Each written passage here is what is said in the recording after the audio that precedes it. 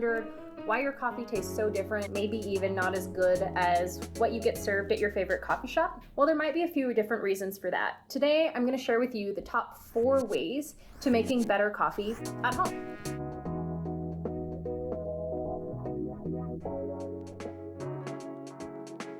Number 4, freshness of coffee. Depending on how old your coffee is, that will have an impact on how the coffee will brew. Contrary to popular belief, fresher isn't necessarily best, although you don't want to brew with really old coffee either. When coffee is too fresh, it contains a lot of volatile gases such as CO2, which have been imparted into the coffee through the roasting process.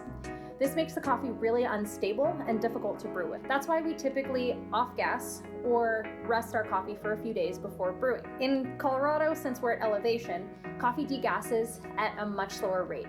So the peak time to brew coffee is actually between 7 to 21 days off of the roast date.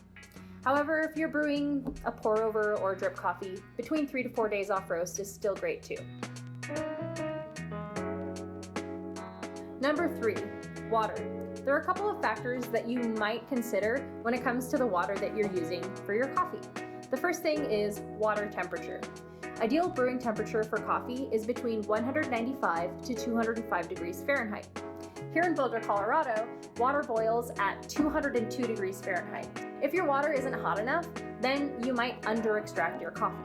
But if your water is too hot, then you can over-extract the coffee. Coffee is made up of 98% water, so it's very important to start with quality filtered water and not necessarily what's straight off the tap. Number 2, coffee to water ratio. Coffee to water ratio is the amount of coffee that you're using to the amount of water that you'll be brewing with. An ideal ratio for brewing coffee is between 1 to 15 to 1 to 18, or 1 part coffee to 15 to 18 parts water. Finding a ratio will help you determine the strength of coffee that you prefer. I typically like to stick to around a 1 to 16 ratio when I'm brewing at home.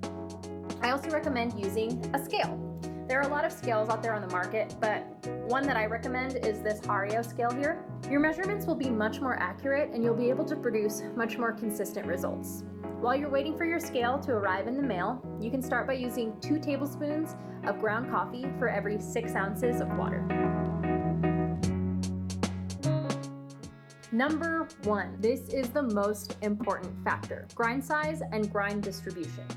Depending on your brew method or the amount of coffee that you'll be brewing, you'll want to adjust your grind.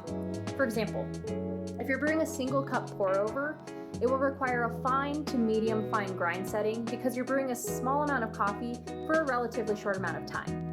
Now, if you want to use a larger brewing device or increase your batch size, then consider coarsening your grind. Thanks for watching. I hope you learned a lot from this video, and I hope this helps you improve your coffee game at home. Stay tuned for more coffee content from Ozo Coffee Company. See you later.